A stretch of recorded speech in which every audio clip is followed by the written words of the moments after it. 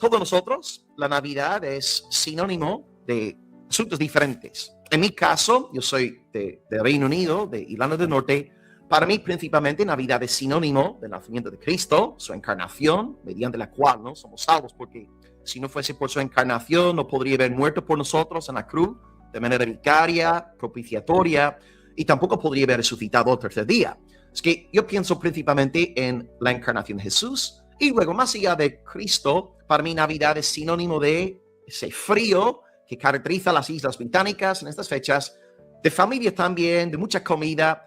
Y en estos últimos años ahora, Navidad es sinónimo de César Vidal, porque desde que empecé en las redes aquí, creo que empecé hace 5 o 6 años a grabar, todos los años, en estas fechas navideñas, don César muy amablemente, porque es un hombre, bueno, ya sabéis, ¿no? Súper ocupado, siempre tiene esa, ¿no?, amabilidad en su corazón de apartar un tiempo para nosotros, concedernos una entrevista. Y para mí, pues eso, Navidad no sería Navidad ya sin don César. Así que vamos a ver si él está conectado. Yo entiendo que ya está en el estudio.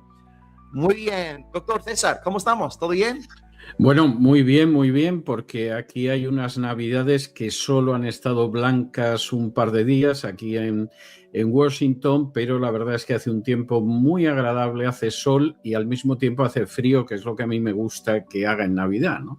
Y por otro lado, pues unas Navidades entrañables con la familia, pero también con la iglesia. Tuvimos un culto navideño este domingo, cantamos villancicos e incluso suspendimos por la semana pasada el estudio que estamos teniendo del Evangelio de Juan para centrarnos en un mensaje navideño partiendo del Evangelio de Lucas, de modo que están siendo unas fechas muy buenas a las que ya le faltaba nuestro encuentro navideño de todos los años.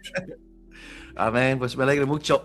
Hermanos, os hago saber, por cierto, que este canal de don César, donde él está subiendo las predicaciones, está el enlace en el título de este vídeo. Está en azul y, bueno, está el enlace a César Vidal FM, que todos conocéis, pero también si os fijáis en el título hoy de la grabación, hay también una palabra que es el Gibor, que entiendo que es hebreo, ¿no? El poderoso. Sí. Y podéis vosotros hacer clic, ¿sí?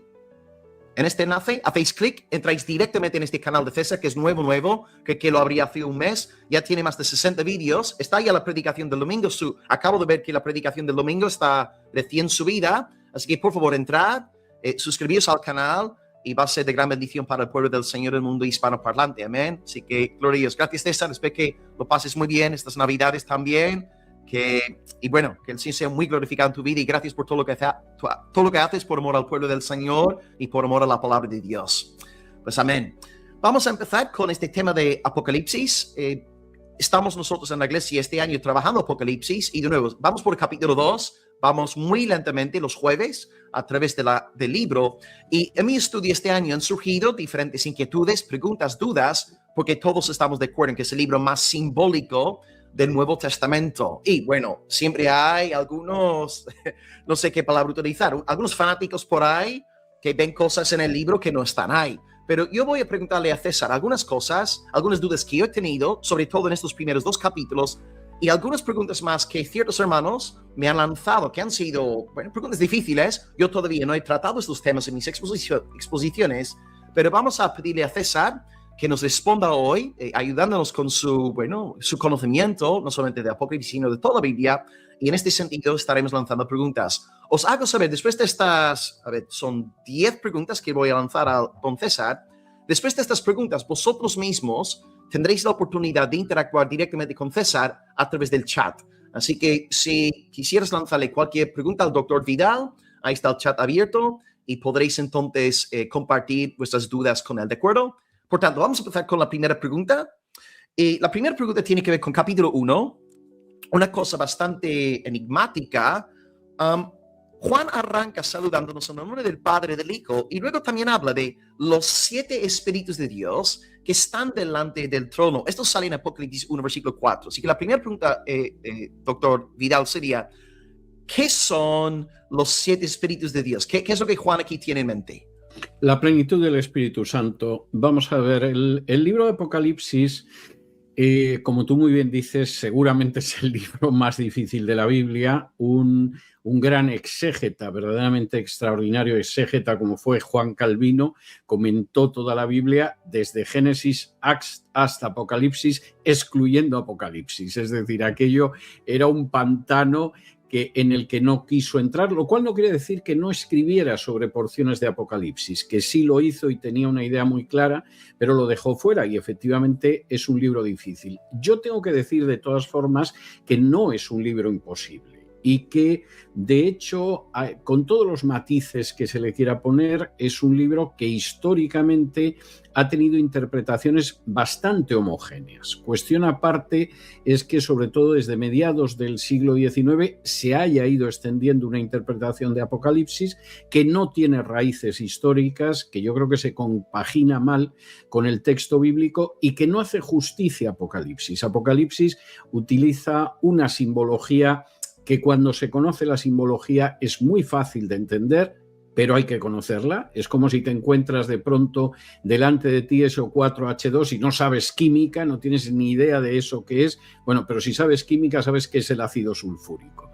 Y ves H2O y si no sabes química dices, bueno, ¿esto qué significa? Pero si sabes química, sabes que es la fórmula del agua. Apocalipsis tiene una simbología que es muy fácil de ver, que tiene mucho paralelo en los libros históricos de la Biblia, sobre todo en el Antiguo Testamento, y que facilita mucho entenderlo. Y una parte de esa simbología gira en torno a números. Cuando utiliza 7, generalmente la referencia es a la plenitud. El 7 suele indicar la plenitud de la divinidad, la perfección de la divinidad. Cuando hace una referencia a los 7 espíritus, no es porque de pronto Juan ha entrado en una herejía rara que dice que hay 7 espíritus, sino que está hablando de una plenitud absoluta de esa presencia del Espíritu Santo. Y cuando uno comprende esto, bueno, pues no se inquieta, no dice por qué otros autores del Nuevo Testamento hablan solo de un Espíritu Santo si hay 7, sino que estamos hablando de una plenitud total. Igual que, por ejemplo, cuando utiliza el 4, siempre está haciendo referencia a la totalidad del ámbito geográfico al que se refiere, de la misma manera que nosotros hablamos de los 4 puntos cardinales, ¿no? Y cuando hablamos de los 4 puntos cardinales de España, pues estamos hablando de toda España. Si hablamos de los 4 puntos cardinales de Irlanda, estamos hablando de toda Irlanda. No hay que encontrar otro tipo de interpretación. Wow, maravilloso, muy claro. Sí que los 7 espíritus hablan entonces de la totalidad de la plenitud, exactamente, sí. Ya que 7 es su número de plenitud, excelente. Muchísimas gracias. Pues ahora saltando al capítulo 2, tenemos 2 referencias. La primera está en el versículo 6, la segunda en el versículo 15, y habla aquí Juan de un grupo conocido como los Nicolaitas. Versículo 6 dice en el mensaje a la iglesia de Éfeso, tienes esto, que aborreces las obras de los Nicolaitas, las cuales yo también aborrezco. Y más adelante en el versículo 15, Apocalipsis 2 dice, también tienes a los que retienen la doctrina de los Nicolaitas, la que yo aborrezco. Así que la pregunta aquí sería, ¿qué sabemos acerca de este grupo enigmático que Juan aquí llama los Nicolaitas? ¿Quiénes son? ¿Qué es lo que creen? ¿Qué sabes, César, acerca de ellos? Bueno, vamos a ver. Primero, en el libro de Apocalipsis hay un mensaje a 7 iglesias. Desde mediados del siglo XIX se ha querido interpretar esas 7 iglesias como 7 periodos de la historia del cristianismo y estaríamos viviendo, decían a mediados, en la primera mitad del siglo XIX, estaríamos viviendo en el penúltimo periodo ya previo al último periodo definitivo. Esta interpretación es insostenible. Y de hecho se podía pensar en la primera mitad del siglo XIX que el fin estaba muy cerca y por lo tanto ya estamos en esa época final. Claro, desde entonces acá pues han pasado casi 2 siglos. Es evidente que no era un fin tan inmediato.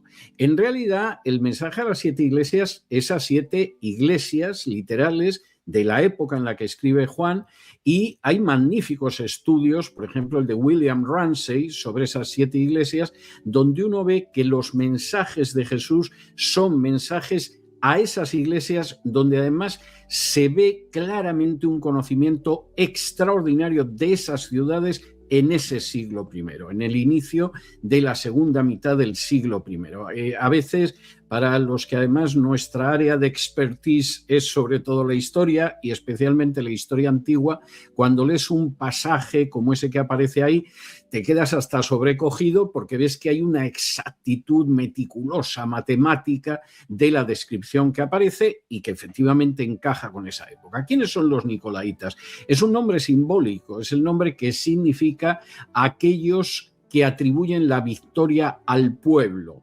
Es decir, aquellos que se dejan guiar por la opinión popular. Y en este sentido, cuando uno se detiene en Apocalipsis, ¿quién es esa gente? Bueno, pues esa gente que, por ejemplo, rebaja el nivel moral, el nivel ético que tienen que tener los cristianos, porque no es popular el nivel ético que tienen los cristianos. Por ejemplo, los cristianos no están de acuerdo con la idolatría, los cristianos no están de acuerdo con la moral sexual relajada, no comparten el pensar que la fornicación no tiene importancia, no creen que el adulterio carece de importancia, etc. Y esa gente, por el contrario, piensa que efectivamente, pues claro que sí, hay que llegar a un acuerdo, hay que llegar a un pacto, hay que llegar a identificarse con lo que piensa la mayoría de la gente. Lo importante es que escuchen el Evangelio de Salvación, no es tan importante entrar en cuestiones morales. Esa posición que se daba en esas iglesias, concretamente en Asia Menor, en el siglo I, en torno al año 60 aproximadamente, pues es algo que se ha repetido a lo largo de la historia. Es decir, las enseñanzas de las iglesias de Apocalipsis pueden estar dirigidas a iglesias concretas, como las cartas a los corintios o a los filipenses o a los colosenses, pero tienen unas enseñanzas que son de aplicación a inicios del siglo XXI o a mitad del siglo XVII o a mitad del siglo XIX. Y en ese sentido, la idea es que es intolerable esta gente que está dispuesto a que se imponga, a que venzan los criterios populares, los criterios del pueblo. Eso es inaceptable. Los cristianos, como dice muy claramente Jesús en Mateo 5, tienen que ser sal y luz, no dejar que esa sal pierda su sabor, no dejar que esa sal en última instancia acabe velándose, desvayéndose, porque entonces lo que va a suceder es que finalmente esa sal acaba siendo pisoteada. Sí. El mundo puede mirar con aversión a un cristiano que hoy en día diga que la homosexualidad no es correcta, puede mirar con aversión a un cristiano que diga que lo más importante en esta vida no es amasar dinero, puede mirar con aversión a alguien que está dispuesto a vivir de una forma que, como dice Jesús, la gente que lo vea diga, este está echando a perder su vida, este está perdiendo su vida. Pero cuando el cristiano rebaja ese punto de vista, acepta vivir como el mundo que lo rodea, con eso no gana popularidad, no gana aceptación, en realidad gana el desprecio de los otros, que pueden resistir el mensaje del Evangelio porque les puede parecer duro, intransigente, pero que no respetan a aquellos que no viven de acuerdo a aquello que deberían vivir y que rebajan las exigencias de seguir a Jesús. Excelente. Sí, entonces hoy día hay muchísimos nicolaitas. Hay muchísimos nicolaitas. Es más, tú dedicas una parte no despreciable de tu tiempo a apuntar a algunos de los nicolaitas contemporáneos. Sí, señor. Pues gracias. Los 7 espíritus de Dios, la plenitud del espíritu. Los nicolaitas, aquellos que siguen, es lo que llama César, victoria al pueblo, ¿no? La opinión popular, qué es Exacto. Lo que quiere la gente, qué es lo que dice el mundo. Ahora, número 3 no es exactamente un texto en sí, sino que a partir de una lectura de Apocalipsis, no solamente Apocalipsis, sino el resto del Nuevo Testamento. De hecho, este domingo estaré predicando Dios mediante sobre Mateo 2:15, donde dice la palabra de Dios, de Egipto llamé a mi hijo, y es un texto cristológico. La pregunta que sería sobre la relación entre Israel y la iglesia, la identidad de la iglesia como el nuevo Israel. ¿Es correcto decir, porque en Apocalipsis es algo que hemos visto bastante en el primer capítulo, podemos hablar de la iglesia como el verdadero Israel, o es esto una herejía nefasta, peligrosa, como dicen los dispensacionalistas? Esa es la enseñanza totalmente inquebrantable y exclusiva de la historia del cristianismo hasta la aparición del dispensacionalismo. Es decir, la idea que el cristianismo ha tenido siempre ni siquiera es que la Iglesia sea el nuevo Israel, sino que la Iglesia es Israel. Y quien lo expresa magníficamente es Pablo en Romanos, cuando dice que Israel es un olivo, que aquellos judíos que no han creído en Jesús han sido arrancados de ese olivo y que, por el contrario, los gentiles que han creído en Jesús han sido injertados en el olivo. Es decir, no es que haya una sustitución, es que la continuación de la historia de Israel es el hecho de que aquellos judíos que no han creído en Jesús han sido cortados y, por el contrario, en el olivo Israel hemos sido injertados los que somos gentiles, como tú, como yo, pero que creemos en Jesús. Y esto no es algo nuevo, esto es algo que el Antiguo Testamento profetizaba. Al inicio del libro de los Hechos, Pedro está predicando a otros judíos y les recuerda el texto de Deuteronomio, en el cual Moisés ha profetizado que cuando aparezca el profeta, que es el Mesías, aquellos que no crean serán arrancados del pueblo de Israel. Es una cita clarísima del libro de los Hechos. Es decir, que incluso dentro del Antiguo Testamento, Israel no está formado por la totalidad de los israelitas o la totalidad de los judíos, sino por aquellos que realmente son fieles al pacto y creen en el pacto. Y la prueba está en que, por ejemplo, la referencia al resto, al residuo, que son los únicos que se salvarán, es evidente. Entonces, frente a una interpretación nacionalista, hoy podríamos decir sionista, del judaísmo, en el sentido de que todos los judíos, por el hecho de ser judíos, van a pasar al Olam Habá, al mundo venidero, y por ejemplo en el Pirkei Avot, que es uno de los grandes tratados del Talmud, se habla de cómo Abraham está esperando a las puertas de la muerte para echar mano de los judíos y llevarlos a todos a su seno, y se dice que todos los judíos, sin excepción, van a entrar en el mundo por venir. La enseñanza de la Biblia, tanto el Antiguo como el Nuevo Testamento, es que solo hay un residuo que efectivamente forma parte realmente de ese Israel. El resto pueden estar circuncidados, pueden descender de la tribu de Benjamín, lo que sea, pero eso no los convierte en Israel. Y por el contrario, y este es un elemento que aparece señalado también en el Antiguo Testamento, pero que se ve con mucha claridad en el Nuevo, aquellos que han creído son los que son injertados en ese olivo Israel y son los herederos de Abraham. Y esto es muy importante porque si tú recuerdas el texto de Gálatas 3, donde Pablo expresa por qué ya no estamos bajo la ley, dice, bueno, la ley tuvo una utilidad. La ley era el ayo, era el pedagogo, que es ese esclavo que llevaba de la mano al niño hasta la escuela. La ley fue ese esclavo que nos llevaba de la mano hasta Jesús. Pero una vez que ha llegado Jesús, una vez que ha llegado el Mesías, no estamos bajo la Torá, no estamos bajo el ayo, y se produce una nueva realidad en la cual en Cristo no hay ni hombre ni mujer, no hay esclavo ni libre, no hay judío ni griego, sino que todos somos uno en Cristo y somos herederos según la promesa.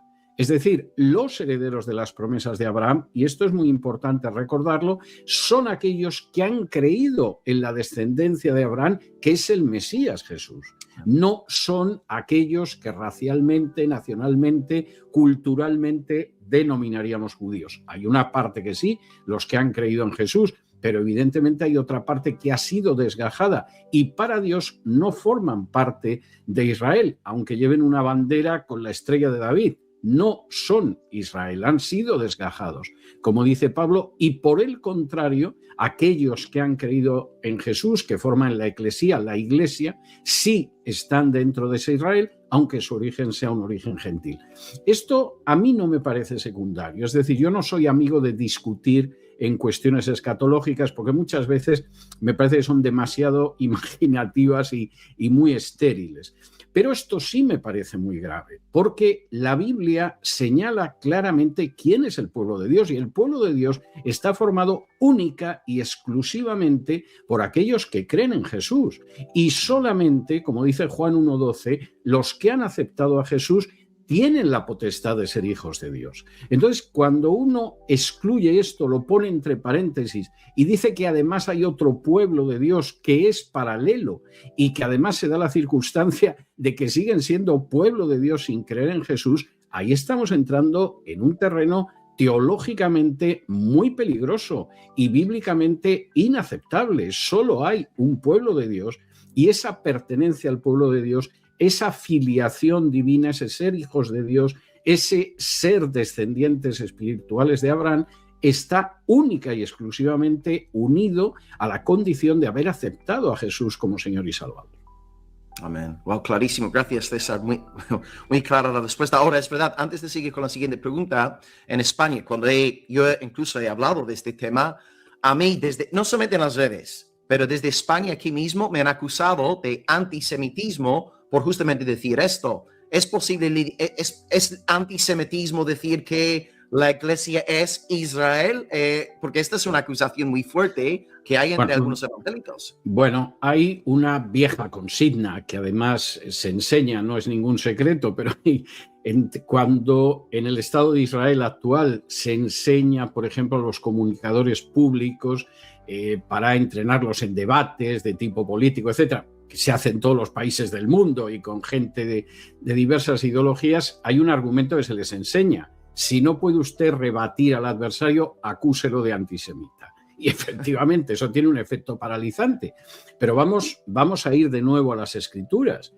Si aceptamos que cualquiera que no comparte esa visión estrecha, nacionalista, sionista, es un antisemita, Isaías era un antisemita. Isaías tuvo que anunciar que efectivamente los que no creyeran en el Mesías pues quedan fuera. Isaías tuvo en un momento determinado que anunciar lo que iban a ser los castigos que vendrían sobre Judá por no ser fiel al pacto. Jeremías era un terrible antisemita. Las cosas que dice Jeremías son terribles. Estáis diciendo shalom, shalom, paz, paz. Basáis toda vuestra espiritualidad, toda vuestra vida espiritual en el templo y en Jerusalén. El templo y Jerusalén no son la garantía de que tenéis una relación con Dios, todo lo contrario, es la excusa para vosotros para no ser fieles al pacto.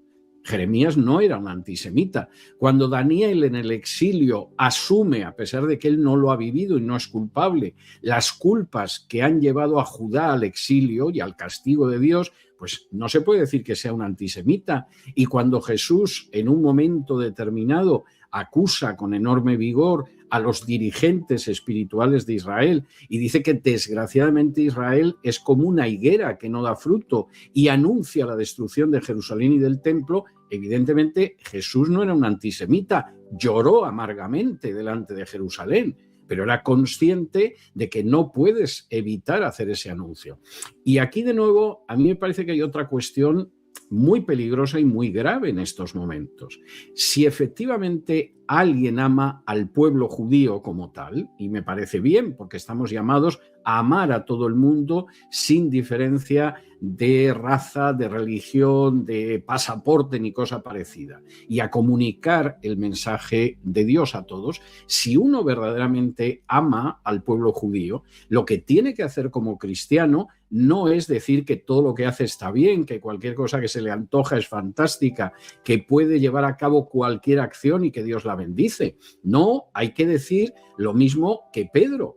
Convertíos porque realmente la única salida que tenéis es el hecho de convertíos y aceptar a Jesús como Mesías. Y es lo único que traerá a ese pueblo tiempos de refrigerio. Y no lo digo yo, lo dice Pedro, lo dice Pablo, lo dice el mismo Jesús. Y eso es enormemente importante. Yo creo que sería muy equivocado que alguien pensara que manifiesta un amor especial por su familia si en vez de comunicar el mensaje del Evangelio a su familia, pues le dijera, bueno, tú no te preocupes, papá sigue siendo un adúltero y un alcohólico que de todas formas irás al cielo. Eso no es una muestra de amor. La muestra de amor es hacer lo que dice Pablo en la segunda carta a los Corintios, ejercer una embajada que no dice que todo está bien ante aquellos a los que vamos como embajadores, sino que a esa gente se le grita y se le clama y se le anuncia, reconciliaos con Dios. porque no estáis en una situación de reconciliación con Dios en la medida en que esa reconciliación solo se logra a través de la fe en la cruz del Calvario. Amén. Well, excelente, gracias César. Muy buena respuesta a la acusación esa, ¿no? De ser antisemita por decir que la iglesia es, en efecto, Israel. Gloria al Señor. Pues un nuevo tema. Pero fíjate, si me permites, además, y esto es muy claro, eso se ve con mucha claridad en Apocalipsis. La mujer que da luz al Mesías, que no es María, y eso lo sabe cualquiera que lea el texto, la mujer que da luz al Mesías es el pueblo de Dios. Y ese pueblo de Dios, por supuesto, que es Israel antes del nacimiento del Mesías, donde nace el Mesías, y luego sigue siendo aquellos que creen en el Mesías. No hay dos mujeres en esa imagen de Apocalipsis. O sea, la mujer que simboliza al pueblo de Dios, pues es la misma antes y después.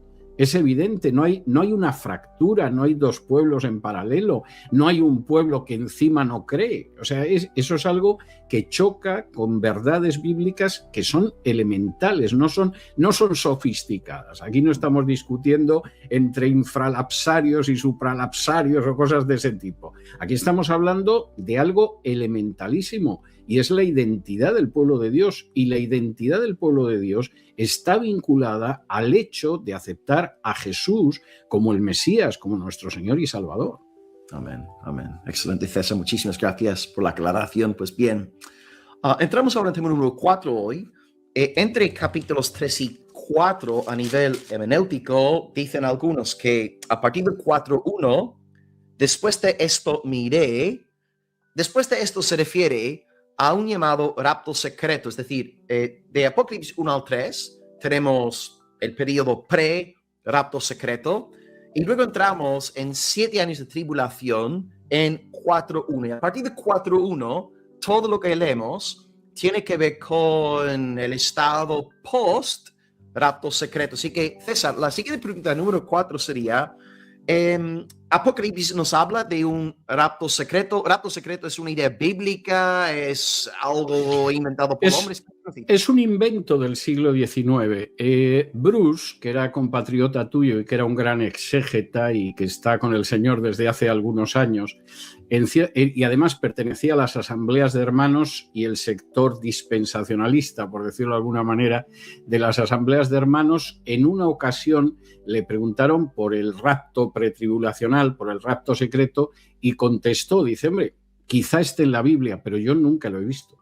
Y bueno, pues yo, con menos ironía que Bruce, que tenía una fina ironía británica, y era un tipo, además, era un gran erudito, efectivamente no puedo hablar de ese rapto porque no está en la Biblia. Y además no solo es que no está en la Biblia, es que no hay ningún autor previo a las visiones de Margaret MacDonald en Escocia que hablara jamás de ese rapto secreto y pretribulacional. Es decir, tú mismo en alguna ocasión has hecho una exégesis del arrebatamiento, como aparece descrito por Pablo cuando escribe a los tesalonicenses, y como tú muy bien decías, ahí no hay nada que se parezca al sistema dispensacionalista. Se ve que el arrebatamiento coincide con la segunda venida de Cristo, con la resurrección de los justos, y no hay cosa que se parezca. Bueno, ¿y de dónde arranca eso? El dispensacionalismo, que es una creación de dos jesuitas hispanos, podría decir españoles, porque era la época en que todavía Hispanoamérica formaba parte del Imperio Español. El dispensacionalismo se crea como una especie de contradoctrina escatológica para enfrentarse con la Reforma. ¿Por qué se necesita una nueva escatología para enfrentarse con la Reforma? Pues porque la Reforma, igual que los reformadores medievales, que no habían podido leer a Lutero o a Calvino o a los puritanos porque vivieron siglos antes, tenían muy claro que el hombre de pecado era el papado. Y lo tenían muy claro por varias razones. Primero, porque Pablo señalaba que efectivamente ese hombre de pecado estaba en operación en el siglo I, y si estaba en operación en el siglo I, no podía ser una cosa de siglos después. Segundo, porque Pablo hablaba de un catejón, de algo que impedía que efectivamente ese hombre de pecado se manifestara. Y eso, incluso antes de la caída del Imperio Romano, los autores cristianos lo identificaban con el Imperio Romano. Es decir, ellos tenían claro que en un momento el Imperio Romano va a desaparecer y el hombre de pecado va a emerger. ¿Qué decían los autores medievales que habían ido a la Biblia? ¿Qué dicen los autores reformados desde el siglo XVI? Pues es evidente, cuando el Imperio Romano desaparece, quien toma ese lugar es una Roma papal que además va asumiendo los títulos del emperador romano, se convierte en Pontifex Maximus, que no es un título cristiano, porque en última instancia el sumo sacerdote es Cristo, nunca va a poder ser un hombre, va adoptando una serie de títulos. Y, por supuesto, ese papado se caracteriza, entre otras cosas, por el uso masivo de la mentira y por prodigios engañosos.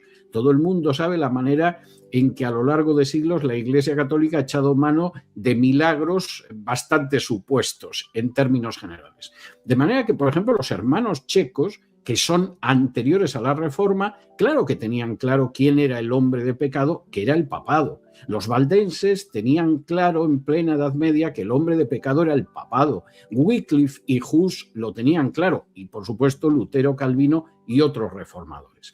¿Cómo estos dos jesuitas hispanos intentan contrarrestar esto? Bueno, pues muy sencillo, esa interpretación está equivocada. El hombre de pecado es un dirigente político que va a aparecer al final de los tiempos, etcétera, etcétera, etcétera.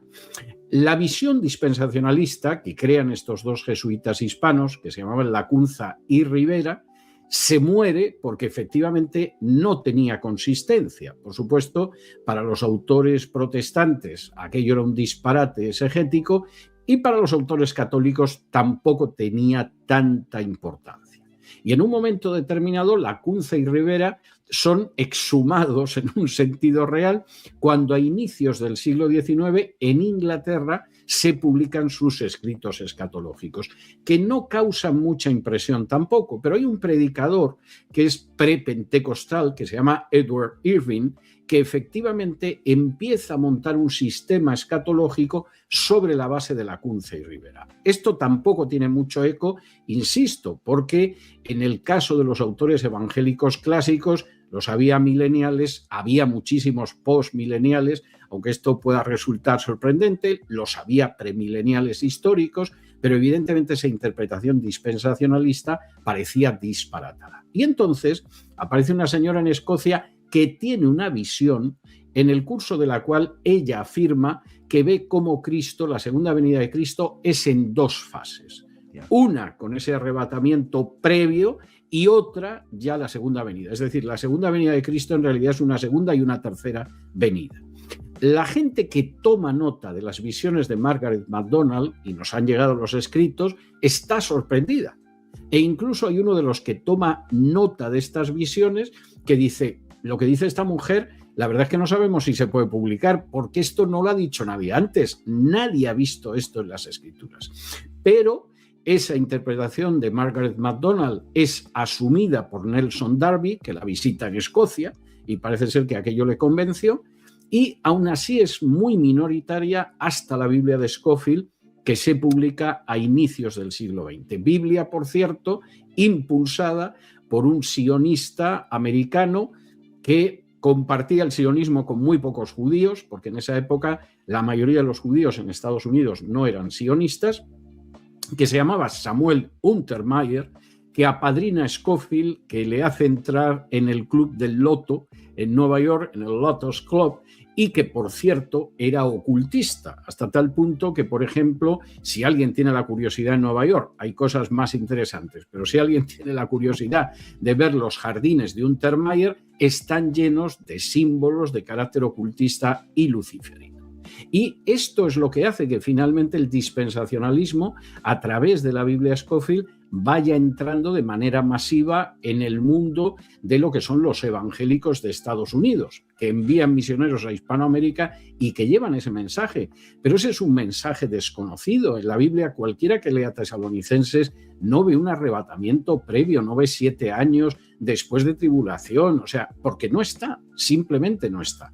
Pero incluso otro de los elementos centrales de lo que es esa visión dispensacionalista, es una profecía de las 70 semanas que hace que se cumplan 69 y que luego deja unas 70 por ahí en el futuro, que se identifica con la gran tribulación, etcétera, etcétera.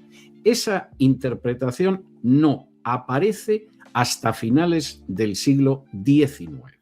Cualquiera que lea a Lutero te dice que la profecía de las 70 semanas se cumplió en el siglo I.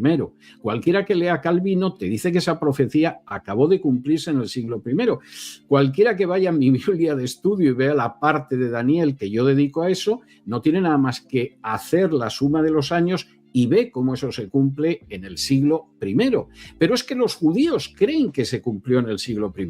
Cualquiera que vaya ahora a un comentario de Daniel, y da lo mismo que sea un judío más liberal o un judío ultraortodoxo, todos coinciden en que la profecía de las 70 semanas se cumplió en el siglo I de nuestra era. Esto de una profecía bíblica que se parte, se descuaja en términos cronológicos, primero, no se da en ninguna profecía en la Biblia. Y segundo, es que nadie ha enseñado eso hasta el siglo XIX. Excelente, muy clara la respuesta. Y sí, en efecto, estudiamos 1 Tesalonicenses y verdad, no hay nada ahí. Yo iba justo a sacar el argumento ese de Daniel, las 70 semanas, pero ya has dicho claramente que la profecía se cumplió ya en el primer siglo y bueno, todo es nuevo a partir del siglo XIX en adelante, pero gracias, César, excelente explicación. Ok, otro tema que tiene mucho que ver con la estructura del Apocalipsis y todavía no he llegado a esta parte en nuestras exposiciones, es la triple cuestión de los sellos, las trompetas y las copas. Así que tenemos 3 series de 7, hay 7 sellos, capítulo 6 al 8, luego tenemos 7 trompetas del 8 al 12, y luego capítulo 16 empieza hablándonos sobre estas 7 copas. La pregunta sería aquí, en cuanto a estas copas, trompetas, sellos, ¿cuándo se dan? ¿Cuándo acontecen? ¿Qué nos puedes decir, César? Bueno, vamos a ver, aquí hay distintas escuelas de interpretación. A mí me parecen en términos generales serias. Lo que no puedo decir del dispensacionalismo, lo lamento, que no me parece nada serio, aunque algunas personas consideran que forma parte de la sana doctrina incluso. Y depende mucho de a qué escuela estés adherido. Una escuela que sea, por ejemplo, amilenial, por regla general, ha interpretado Apocalipsis como el mismo relato que se repite varias veces desde distintos puntos de vista. Si tú vas a comentarios amileniales clásicos, como puede ser el de Hendrickson, el More Than Conquerors o el comentario de Apocalipsis de José Grau, la idea que tienen es que Apocalipsis cuenta la misma historia varias veces, pero desde distintos ángulos y en todas las ocasiones estaría cubriendo el ciclo de historia de la Iglesia. Yo no comparto esa interpretación, pero creo que es una interpretación muy bien traída. O sea, es una de esas veces en que yo puedo decir, yo no lo comparto, pero si estoy equivocado, no tendría ningún problema en compartirla porque me parece que es una interpretación que no fuerza el texto, que no pretende que el texto encaje donde no está, sino que es una interpretación plausible en ese sentido.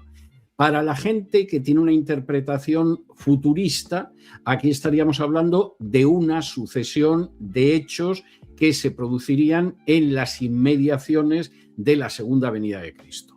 Esa interpretación la comparto todavía menos, pero sería, por ejemplo, la interpretación de George Eldon Ladd, por ejemplo, que era un premilenial histórico, no dispensacionalista, pero sí premilenial histórico, y creo que la defiende con bastante decoro, aunque yo no la comparto.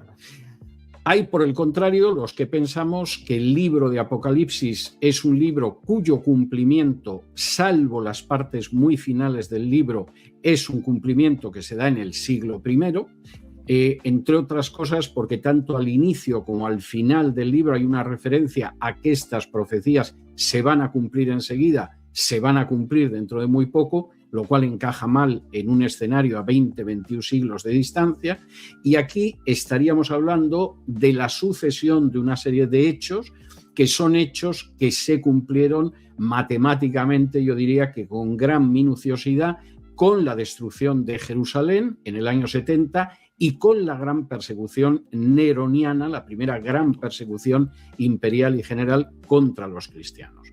Sin ánimo de dogmatizar, cualquiera de esas tres interpretaciones me parece que se puede defender muy bien, aunque yo no sostengo las tres. Yo creo que realmente muy buena parte del libro de Apocalipsis es un libro donde aparecen profecías ya cumplidas, igual que en Daniel o en Jeremías o en Isaías. Pero los otros puntos de vista, insisto en que en algún momento, bueno, pues a lo mejor yo puedo reconocer que la interpretación que yo tengo, que se podría decir historicista o primitivista, como se quiera llamar, pues a lo mejor es errónea, y una interpretación clásica milenial o una interpretación del premilenialismo histórico podría ser cierta. No dogmatizo al respecto. Ahora, lo que sí me parece evidente es que el sistema dispensacionalista no tiene punto de contacto con el contenido de Apocalipsis. Muy bien. Según tengo entendido, entonces, ¿estarías abogando por una lectura de Apocalipsis como un tomo escrito por los años 60, ya no a finales de los años 50? Sí, pero esto sin ninguna duda. Vamos a ver. La gente que generalmente adopta una interpretación futurista de Apocalipsis, no el futuro de aquellos, que para ellos era el futuro y para nosotros sería el pasado, sino para aquellos que todavía lo ven en el futuro, por regla general ubican Apocalipsis en la época de la persecución de Domiciano. Es decir, estaríamos hablando de los años 90 del siglo I. ¿Por qué yo no creo que sea en esa época? Bueno, primero, pero esto nos desviaría mucho, yo personalmente estoy convencido de que todo el Nuevo Testamento se escribió antes del año 70. No es cuestión ahora de ir examinando libro por libro, evangelio por evangelio, para intentar mostrar esto, pero yo creo que los libros del Nuevo Testamento son muy antiguos. Todos se redactaron antes del año 70 y posiblemente Apocalipsis es el último que se redacta en torno al año 62-63 después de Cristo. De tal manera que cuando se habla de Jerusalén, se está hablando de Jerusalén, se habla del juicio de esa Jerusalén apóstata, que tiene su paralelo, por ejemplo, en Marcos 13, en Mateo 24 o en Lucas 21. De hecho, yo creo que es muy fácil trazar los paralelos de ese discurso del Monte de los Olivos sobre la destrucción de Jerusalén con lo que se narra en Apocalipsis, pero además yo creo que Apocalipsis da una serie de datos que te sitúan en esa época. Por ejemplo, cuando habla de los reyes, te menciona esos reyes de los cuales ya han pasado algunos reyes, Julio César, Augusto, Tiberio, Calígula y Claudio, que hay un rey presente, que es Nerón, y que va a haber otro rey que va a durar muy poco, que efectivamente duró muy poco, apenas unos meses, que es Galba, pero después de esos 7 reyes, de esos 7 emperadores, vendrá el octavo, porque el Imperio Romano va a continuar después de ese emperador que dura poco tiempo. Y en ese sentido, a mí me parece bastante obvio que hay una ubicación, y para los lectores del Apocalipsis de la época, en vez de ser algo abstruso, complicado en el futuro, era fácil identificar lo que iba a venir y también cómo se acercaba una gran persecución a manos de ese rey que ahora está presente y que era el emperador Nerón. El libro de Apocalipsis incluso te permite identificar algunos de los símbolos. Por ejemplo, habla de la gran ciudad a la que llama Babilonia la Grande. Tú sabes que esto ha dado lugar a multitud de interpretaciones, es decir, los católicos generalmente te dicen que es la Roma imperial. Por regla general, los autores que se han apegado a la Biblia en muchas ocasiones han dicho esto es el papado, pero lo cierto es que la gran ciudad queda identificada en Apocalipsis, porque dice que la gran ciudad es donde fue crucificado nuestro Señor y es una ciudad que espiritualmente también se conoce como Sodoma y Egipto. Eso es Jerusalén en la Biblia. Es decir, yo creo que en Apocalipsis se está describiendo con enorme exactitud, además, lo que va a ser la guerra contra Roma, que acabará en la destrucción de Jerusalén y del templo, hasta tal punto que, por ejemplo, cuando se dice la duración del asedio y se habla de esas fuerzas demoníacas que van a llevar a cabo esa labor de destrucción, se da una cifra de días que es al día lo que duró el asedio de Jerusalén por las tropas romanas del general Tito.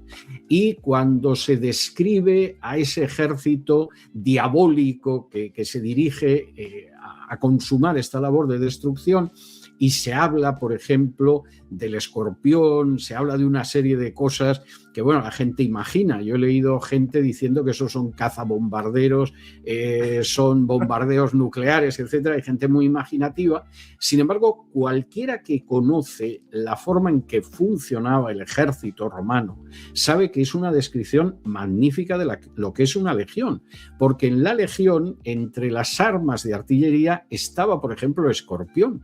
Y es curioso que cuando se habla del peso en talentos de esos proyectiles que utiliza ese ejército, se da el peso exacto de lo que eran los proyectiles que lanzaban las catapultas romanas. Entonces, vamos a ver, todo depende de conocer bien ese contexto. Yo he intentado desarrollarlo siquiera mínimamente en el comentario de Apocalipsis de mi Biblia de estudio, aunque no renuncio a escribir a un comentario de Apocalipsis en el futuro, pero evidentemente para la gente de la época que estuviera leyendo eso, ahí obviamente se está anunciando el juicio sobre una Jerusalén que se ha prostituido. La imagen de la prostituta, tú sabes que aparece en Oseas, aparece en Ezequiel, aparece en tantos libros proféticos, el juicio y el final realmente de ese sistema religioso del templo, y al mismo tiempo se está anunciando cómo los mismos que van a acabar con el templo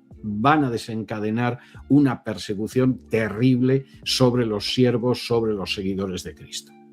Wow, estupendo. Gracias, César. Excelente la respuesta. Quiero que sepáis, hermanos, la audiencia, que yo tenía algunas preguntas programadas para don César, pero también yo estoy aquí, por ejemplo, lanzándole preguntas espontáneas, y toda esta información que estamos recibiendo es información que el hermano tiene en su cerebro, que está compartiendo con todos nosotros. O sea, aquí en vivo estamos disfrutando, ¿no?, de un manjar, y gracias, César, gloria a Dios por todo lo que estamos hoy aprendiendo. Bendito sea el Señor. Pues entramos en tema número 6 de hoy, el Día del Señor. Hoy día, aquí en España no está pegando tan fuerte todavía, pero sí que en las Américas el movimiento judaizante está por todos lados, hablando su arameo y vamos, con su shofar y todo lo demás. El tema de 1:10 en Apocalipsis, Juan nos dice que él estaba en Patmos y en el día del Señor él estaba en el Espíritu. Ahora, los judaizantes dicen que Shabbat es el día del Señor. Shabbat es el sábado, el séptimo día, desde la creación, la ley de Moisés. Es el día del Señor Shabbat. ¿Es el día del Señor domingo? ¿Qué nos dices, César? Es evidente que es el domingo. Lamento dar un disgusto a los judaizantes, pero es algo que llevo haciendo años y no voy a cambiar en ese sentido. Vamos a ver, el Hiriaque Gemerá, que es la expresión que aparece al inicio del Apocalipsis, es una referencia al domingo, no tiene nada que ver con el Shabbat. Si él hubiera querido hablar del Shabbat, hubiera dicho Sabbatón, hubiera empleado cualquier término de este tipo. El día del Señor es el domingo, lo es porque es el día en el que tiene lugar la resurrección y es el día en el que se reunían los primeros cristianos. De hecho, tú recuerdas perfectamente cómo en Hechos Pablo retrasa el subirse a un barco y continuar su itinerario para quedarse hasta el primer día de la semana en que se reunía la iglesia. Y efectivamente se hubiera podido marchar un par de días antes o al menos un día antes, y sin embargo se queda hasta ese primer día de la semana en que se reunía la iglesia. Y, por supuesto, Pablo también escribe a los corintios sobre cómo el dinero que se reúne para la ofrenda, etcétera, pues también es el primer día de la semana, no es en Shabbat. El hecho de que la iglesia primitiva se reunía el domingo ha sido reconocido hasta por autores judíos. David Flusser, que era catedrático de la Universidad Hebrea de Jerusalén y que escribió una biografía sobre Jesús y escribió estudios sobre el cristianismo primitivo, algunos yo creo que bastante acertados, otros no tanto. Él reconocía que era obvio que en el siglo I los cristianos se reunían en el domingo y además decía, y hay una razón que incluso aplicaba a aquellos cristianos que eran de origen judío, y era el hecho de que era el día propio de reunión. No hubiera tenido ningún sentido acudir al templo, por ejemplo, en Shabbat, en el séptimo día, en sábado, y luego no tener un día propio de reunión. Y evidentemente, como la resurrección de Jesús se había producido un domingo, pues era absolutamente natural que esos primeros cristianos, incluidos los de origen judío, acabaran apartando el día de domingo. Y eso es algo muy antiguo. Es decir que esto es una decisión de Constantino a inicios del siglo IV, en términos históricos es un disparate colosal, porque incluso en escritos de finales del siglo I ya hay apologistas cristianos que hacen una referencia muy expresa al domingo contrapuesto al sábado. Es decir, esto no es un invento del siglo IV, no es un invento de Constantino ni cosa parecida, es algo que aparece incluso en el Nuevo Testamento y en fuentes extratestamentarias o extraneotestamentarias en el mismo siglo I. Sí, buenísimo. Excelente, así es. Muchísimas gracias, César. Y pedimos disculpas a todos los judaizantes. Espero que ninguno se sienta ofendido. Bueno, vamos a seguir con el capítulo 2. Un tema que me toca trabajar ya a principios de 2026, si Dios permite. Sale en la carta a la iglesia de Tiatira, en el 2:20. Leo. Sí, esta mujer Jezabel, que he estado de hecho predicando sobre ella recientemente en la iglesia, porque hemos estado con una serie sobre Elías antes de Navidad, dice la escritura, Apocalipsis 2:20, tengo unas pocas cosas contra ti, dice Jesús a la iglesia de Tiatira, que toleras que esa mujer Jezabel, que se dice profetiza, enseñe y seduzca a mis siervos a fornicar y a comer cosas sacrificadas a los ídolos. Ok, César, la pregunta sería, ¿quién es esta mujer Jezabel que Juan aquí nombra en el 2:20? Bueno, evidentemente el nombre es un nombre simbólico, esto parece bastante claro, porque Jezabel era la esposa perversa del rey Acab, o sea que aquí la simbología es obvia, como es obvia en otros nombres y en números que aparecen en el Apocalipsis, pero está hablando obviamente de una pseudoprofetisa, de una falsa profetisa que conducía a la gente hacia comportamientos que eran incompatibles con el cristianismo. En el caso de la inmoralidad sexual, pues yo creo que no merece explicación, y en el caso de lo que eran los alimentos sacrificados a los ídolos, no porque no se pudieran comer. Pablo le dedica un capítulo en la primera carta a los Corintios mostrando que el ídolo no es nada, pero también mostrando que es una conducta que hay que evitar si va a causar tropiezo a los débiles en la fe. Aquí parece que evidentemente la cuestión era que tener una comunión con los idólatras en este sentido, participar en determinadas conductas propias de la idolatría, pues no está mal, como no está mal la fornicación en el fondo. O sea, tampoco hay que ser tan estrictos ni tan fanáticos. Como además esta mujer pretendía que era profetisa, pues tú sabes muy bien que eso hace que la discusión sea muy desigual, porque claro, si una persona pretende sostener posiciones que son contrarias a la palabra de Dios, porque sí, pues evidentemente, digamos que contradecirla es relativamente fácil. Cuando una persona se levanta y dice que el Espíritu Santo le ha dicho y a continuación pues suelta un disparate, eso es más complicado, porque hay gente que dirá que cómo se va a llevar la contraria al Espíritu Santo. Y eso, lamentablemente, sigue siendo una realidad en ámbitos del mundo evangélico como es el pentecostalismo. Es decir, cuando cualquier persona te dice que es profeta o que el Espíritu Santo le ha dicho cosas por el estilo, y además no se tiene un discernimiento en cuanto a lo que son los dones del Espíritu y a cómo la última autoridad siempre es la Biblia, no alguien que dice que el Espíritu le inspira, pues evidentemente episodios lamentabilísimos como el de la pseudoprofetisa Jezabel se pueden reproducir a día de hoy. Sí, así es. Hubo, de hecho, en España el año pasado, es una llamada profetisa de República Dominicana. Está en República Dominicana, en Santo Domingo, Soplo de Vida, y ella vino a Valencia, estuvo en Barcelona y en Madrid. Se llama Yesenia Zen y predicó 3 predicaciones, y en una de las predicaciones de ella, yo conté y lo puse en TikTok, ella dio 27 palabras proféticas en un solo sermón. O sea, Dios está diciendo, Dios dice, ella en todos sus sermones, ¿no? Dios dice, y lo que tú dices, cuando alguien dice ya en el nombre del Señor o en el nombre del Espíritu Santo, resulta muy difícil atentar contra eso, porque uno quiere con respeto y temor a Dios hacer caso, no un vocero del Señor, pero el problema es que dice, Dios ha dicho, pero contradice lo que está escrito en la palabra del Señor. Y es un engaño muy peligroso que está hoy en las iglesias, y aquí recientemente en España hemos tenido este caso con ella. Pues bien. Bueno, y hay otro elemento que a mí me parece que al final es muy definitorio y que es la regla que aplica Deuteronomio. Si el profeta hace un anuncio y ese anuncio no se cumple, no creas en ese profeta, porque como mínimo ha hablado con presunción y no tienes que tener temor de él. Yo creo que hay mucha gente en estos momentos que se encarama a un púlpito o se coloca delante de una cámara para un vídeo que luego sale en YouTube, que es gente ahora mismo a la que no habría que escuchar en absoluto, porque han proferido profecías que no se han cumplido. Es decir, una persona que en un momento determinado te dice que el arrebatamiento va a ser en el mes de septiembre y pasa septiembre y no ha habido arrebatamiento. Una persona que te dice este mes de otoño viene Cristo y por supuesto Cristo no viene.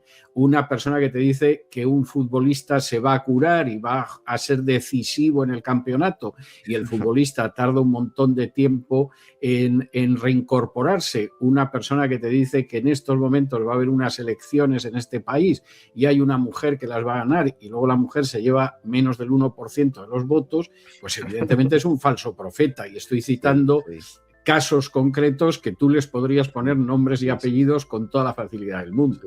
Sí. De hecho, hablando de este tema de la segunda venida, el jueves, uno de los mayores líderes del movimiento judaizante, Javier Palacios Celorio, que es un mexicano, él dijo en su canal que Jesucristo va a regresar en Yom Kippur del 2027, cae más o menos el día 10-11 de octubre, es decir, tenemos 1 año y 9 meses más de vida y el Señor nos lleva, o sea, literalmente delante de la cámara, diciendo a su gente que él tiene millones de reproducciones online, sus estudios alcanzan no sé a cuánta gente, pero él dice que nos vamos en Yom Kippur 2027, así que, wow. Pues el Día de la Hispanidad se va a celebrar por todo lo grande, porque va a coincidir con la segunda venida de Cristo, ¿no?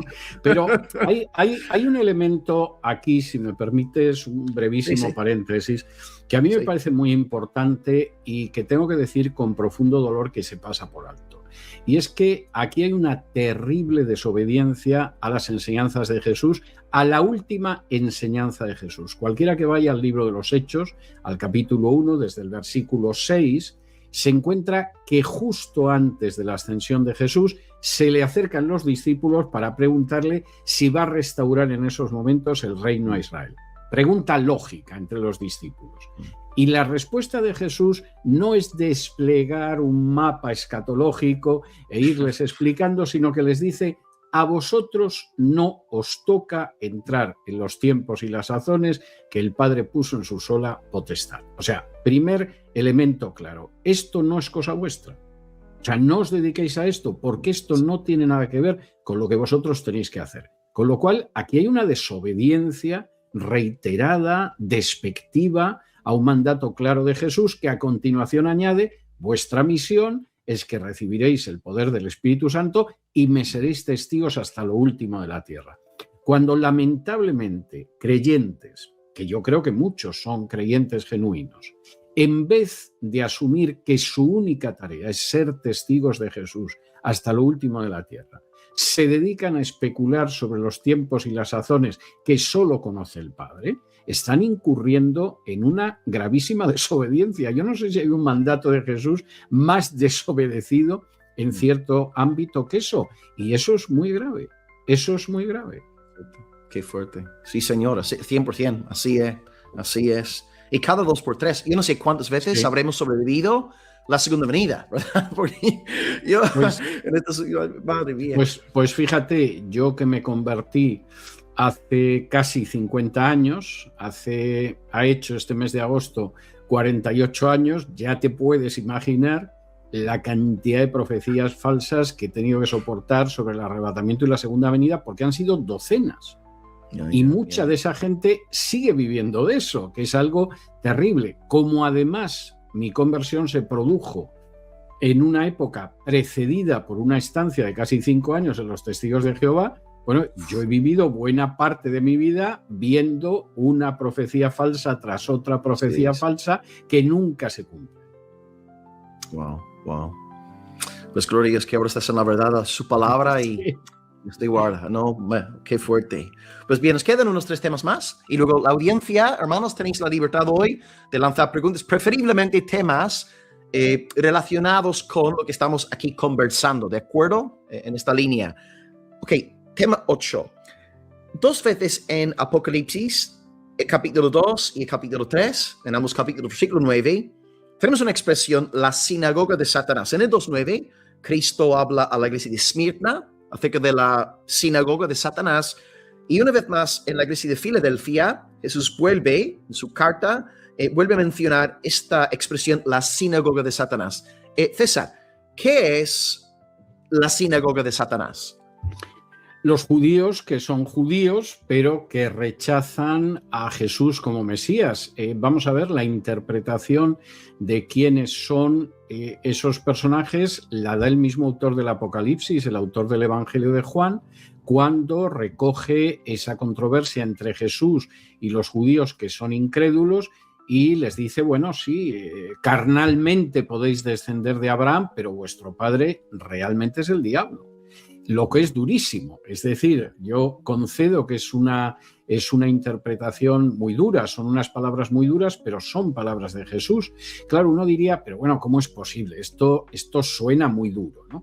Bueno, cuando uno conoce la forma en que esos adversarios judíos de Jesús se expresaban sobre Jesús y que aparece recogida en el Evangelio, pero luego cuando ve cómo sus descendientes espirituales tratan la figura de Jesús, por ejemplo, en el Talmud, que es el gran libro religioso judío por encima de la Biblia, pues esto no es tan sorprendente. Cualquiera que lea el Talmud se va a encontrar con la acusación de que María, la madre de Jesús, era una prostituta. Se va a encontrar con la acusación de que sí, es cierto que Jesús hacía milagros, pero porque era un brujo, porque era un hechicero.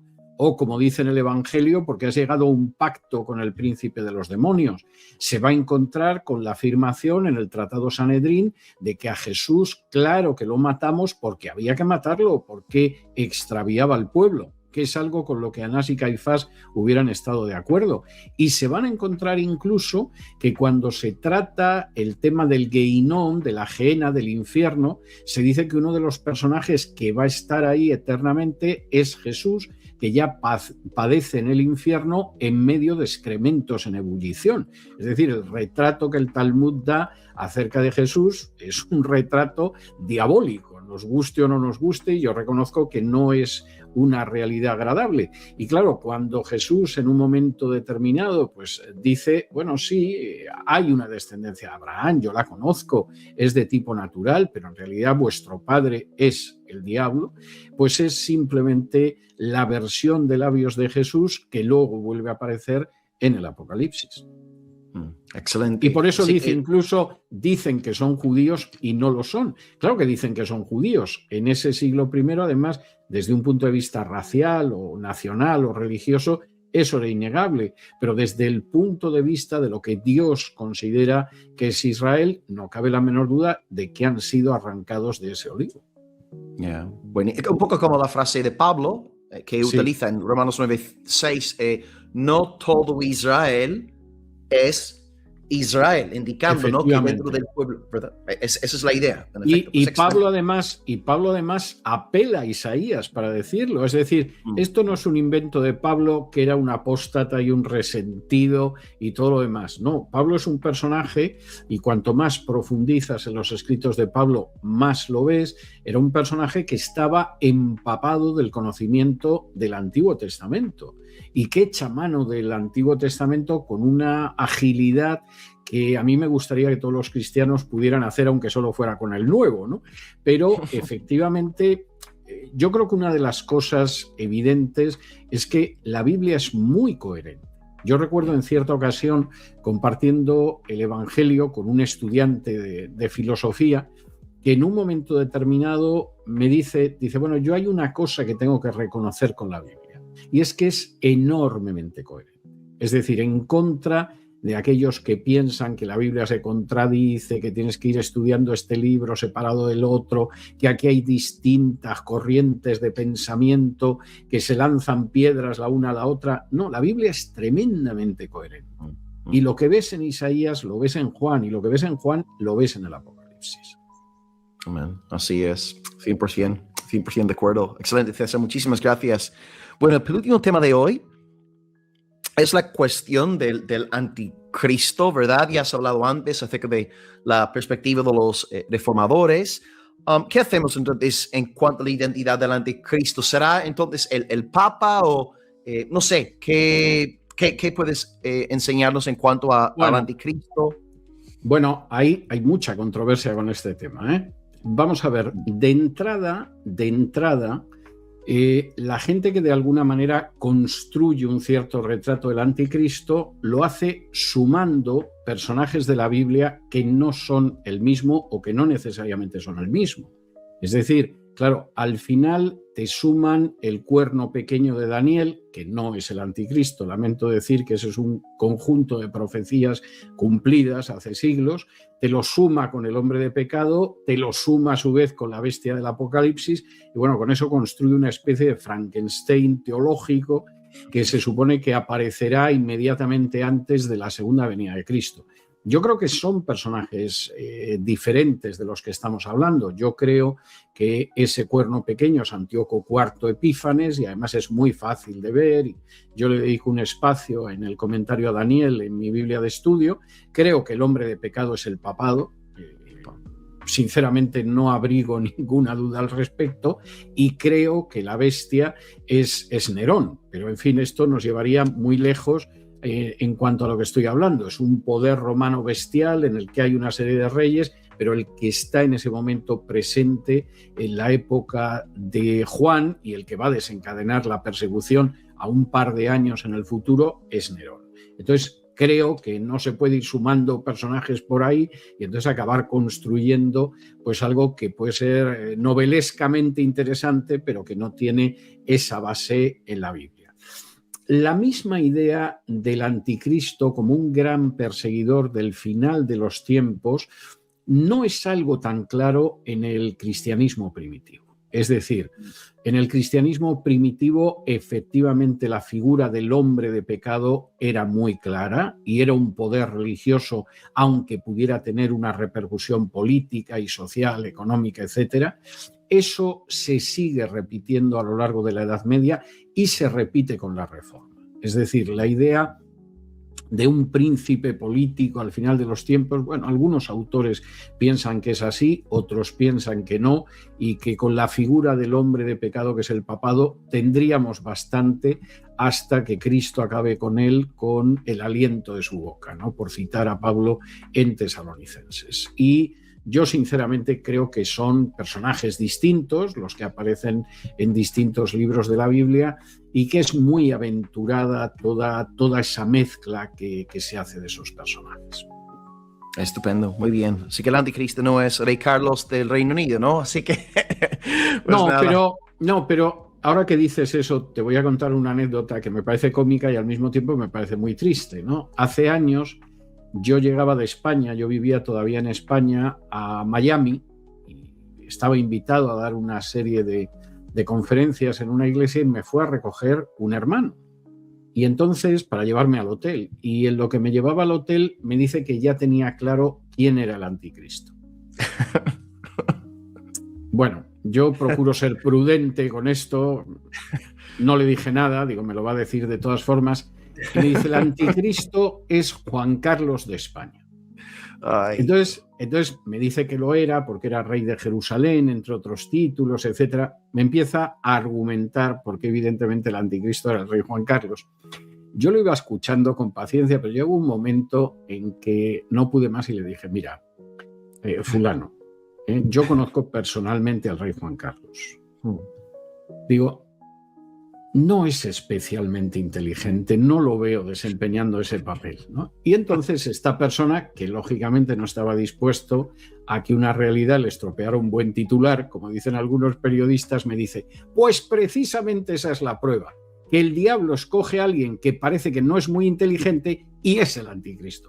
Claro, con un razonamiento de ese tipo, pues pasa como con el que dice el Espíritu Santo me ha revelado. Es que no hay manera de razonar ni cosa parecida, porque si le digo es un genio, confirmación de que es el anticristo. Si le digo no es muy inteligente, pues confirmación de que es el anticristo, porque el diablo coloca a alguien que nos pueda engañar, ¿no? Bueno, yo creo que a estas alturas resulta evidente que Juan Carlos no cumple el estándar para ser el anticristo. Así es. Pues bien, César, muchísimas gracias. Y la última pregunta, desde mí, pues, desde aquí, sería sobre el tema del infierno, ¿no? Porque me imagino que estarás al tanto de lo que pasó la semana pasada. Kirk Cameron, un destacado evangélico conservador que, vamos, cuenta con el apoyo de millones, no solamente en los Estados Unidos, sino más allá, ¿no? Incluso en el Reino Unido. Poco después de mi nuevo nacimiento, hace ya 23 años, en diciembre, yo estaba ya escuchando vídeos de él con Ray Comfort, evangelizando, y de repente la semana pasada sale en un podcast con su hijo poniendo en tela de juicio la doctrina del castigo eterno, y él está acercándose a la idea de aniquilacionismo, condicionalismo, es decir, que el impío dejará de existir y es el juicio. Él dice que el infierno es como una doctrina, él llama el infierno una barbacoa eterna, ¿no? Y luego Ray Comfort ha salido diciendo que no, él se distancia de esos comentarios. El tema del infierno, según Apocalipsis y el resto de la Biblia, ¿es el infierno un castigo consciente eterno por los siglos o es simplemente, como dicen los adventistas, mueres y ya está?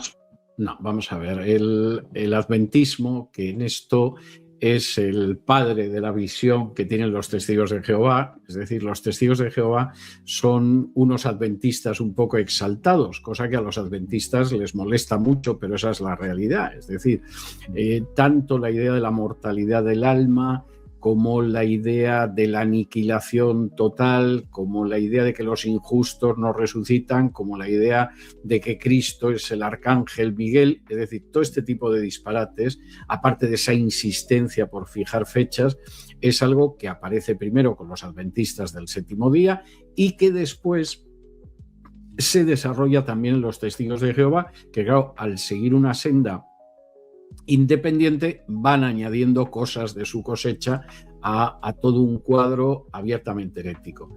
Yo creo que no existe la menor duda cuando tienes la Biblia en la mano de que estás hablando de un castigo que es eterno, que no tiene marcha atrás, que no hay una segunda oportunidad y que tampoco, aunque haya habido algún teólogo notable como Orígenes que lo sostenía, tampoco en un momento determinado se va a producir una solución universalista y bueno, pues Dios va a acabar perdonando a todo el mundo porque tiene muy mala conciencia por haber castigado a los impíos. Es decir, no me parece que nada de esto sea sostenible. El condicionalismo yo creo que no tiene manera de sostenerse en la Biblia. Hay incluso alguna obra clásica, una obra en 2 volúmenes gruesos que publicó en su día los adventistas del séptimo día, de un autor adventista, donde sostenía la visión condicionalista.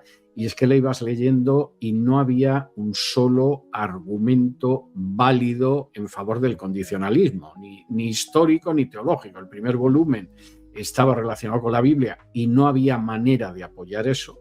Y el segundo volumen, que se suponía que eran autores, los ibas viendo y ninguno tampoco decía eso. Entonces al final te encontrabas con en torno a 1 millar de páginas que decías, bueno, después de haberlas examinado con cuidado, no puedo decir ni siquiera, pues a lo mejor tiene usted un 5% de posibilidades en este sentido. Eso no quiere decir que podamos llevar a cabo una descripción de cómo es esa realidad, porque de entrada es una realidad espiritual que se expresa simbólicamente y que lógicamente pues no podemos ir más allá de eso. Y además yo creo que la Biblia, a diferencia de otros desarrollos, es muy somera, muy discreta, muy escueta a la hora de definirlo, pero que es una realidad eterna y que no es una realidad agradable, porque por mucho que queramos absorber que ahí hay símbolos, los símbolos no son símbolos de algo agradable, es decir, el gusano, la llama, etcétera, no son símbolos ni mucho menos gratos, ni agradables, ni pasivos. A mí me parece que eso no se puede negar. Y además puedo conceder que Jesús hace más referencias de las que hace Pablo o que hay más referencias en el Nuevo Testamento que en el Antiguo, bien, lo que se quiera. Pero yo creo que es una doctrina claramente bíblica, que la eternidad de esa situación es absolutamente innegable, que no hay marcha atrás y que no es algo temporal. O sea, eso me parece que son y que no es agradable. Y yo creo que esos son los mínimos límites que tiene el adentrarse en esa doctrina. Muchísimas gracias, César. Muy claro y 100% de acuerdo. Excelente. Hemos hablado de muchos temas hoy, en esta tarde. Y lo que vamos a hacer ahora, queridos hermanos, es daros unos 30 segundos para apuntar vuestras preguntas para don César. Hay algunas preguntas que no están relacionadas con el tema de hoy. Voy a dar prioridad a las preguntas que sí están vinculadas a la exposición. Hemos estado tocando el tema de días apocalípticos, cuestiones que surgen a partir de una lectura del Apocalipsis. Así que voy a dar prioridad a estas preguntas y luego, si nos queda algo de tiempo, compartiré las restantes preguntas, ¿de acuerdo? Así que adelante, lanzar las preguntas. Os doy 30 segundos y regresamos aquí en vivo con Dr. César Vidal para responder a vuestras preguntas. Nos vemos en 30 segundos.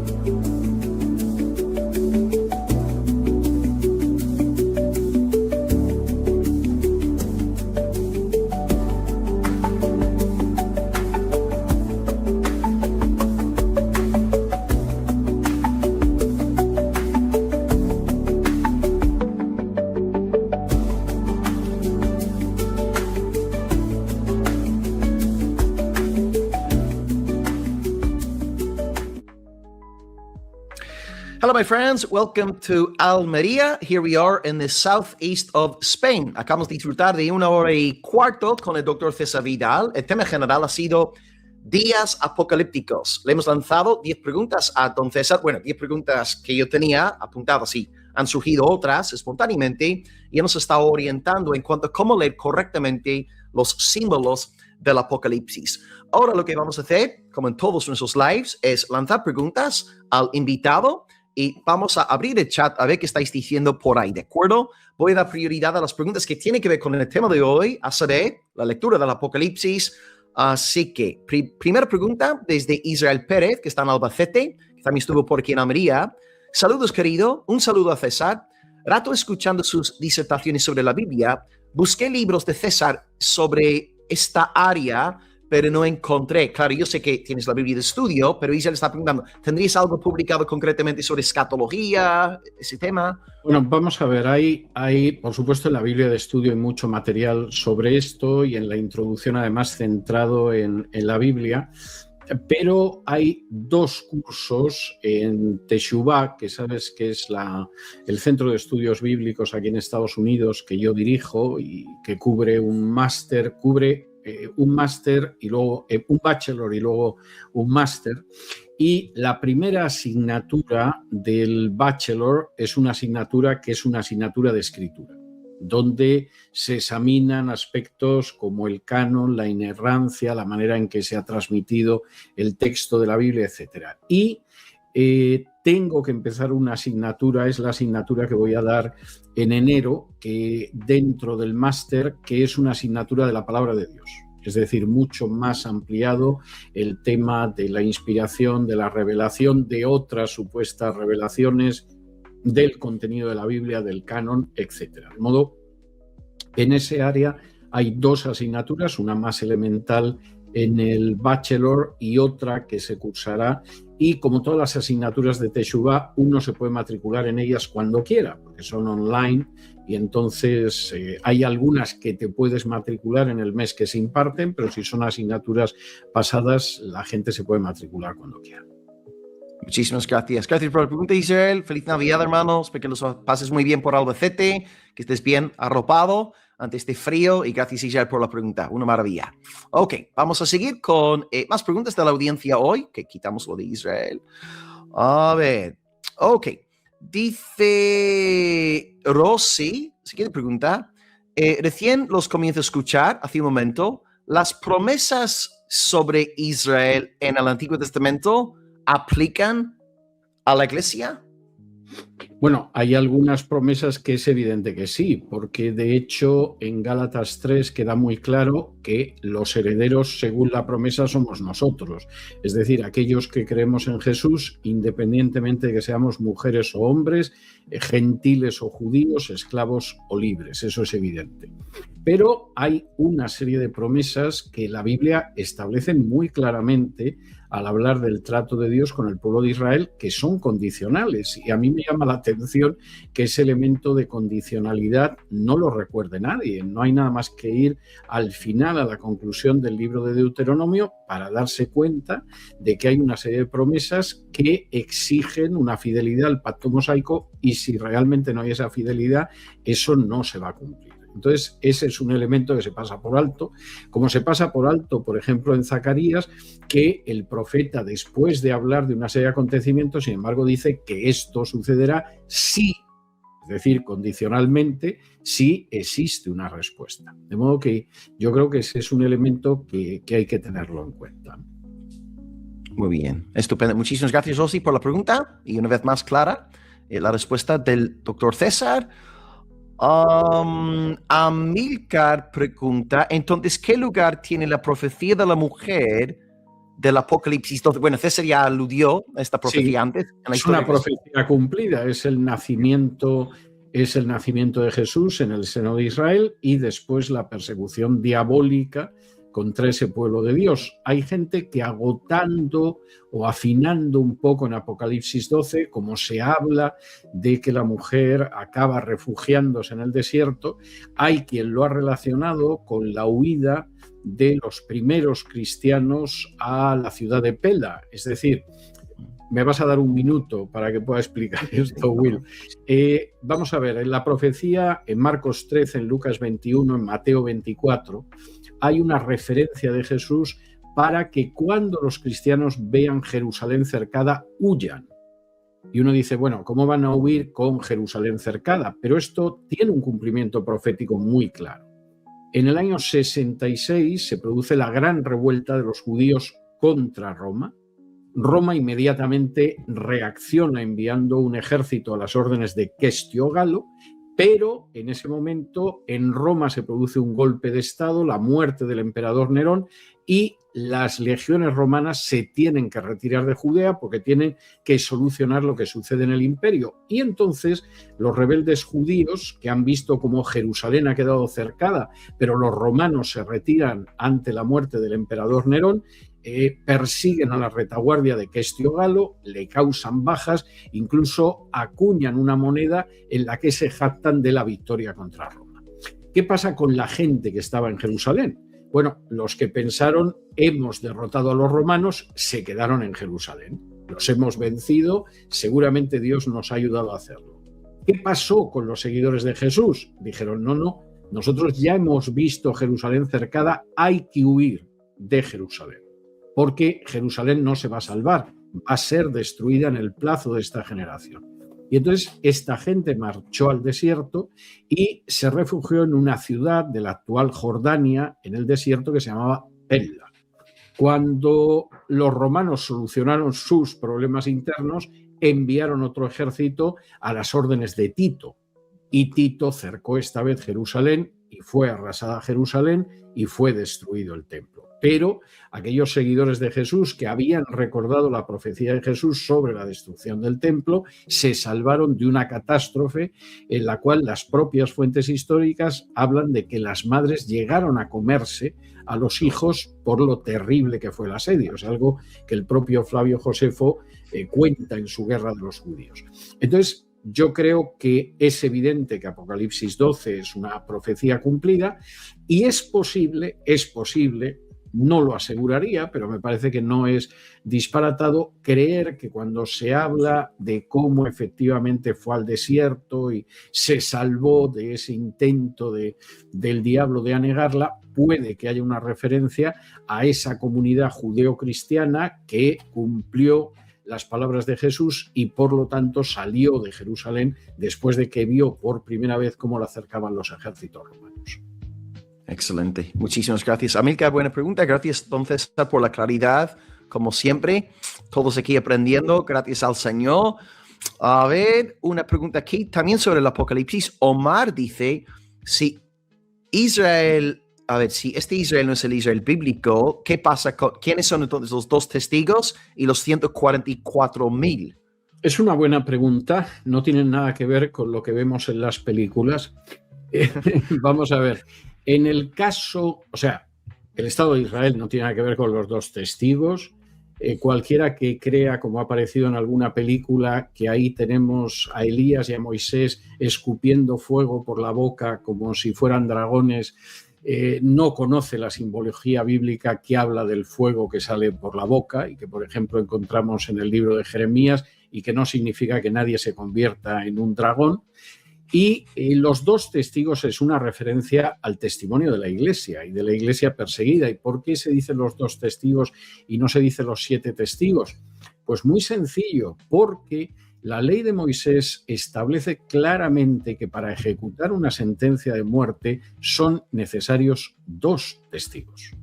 Es precisamente el pueblo de Dios presentado como 2 testigos el que deja claro por qué esa sentencia sobre un Israel, una Jerusalén apóstata, es una sentencia justa.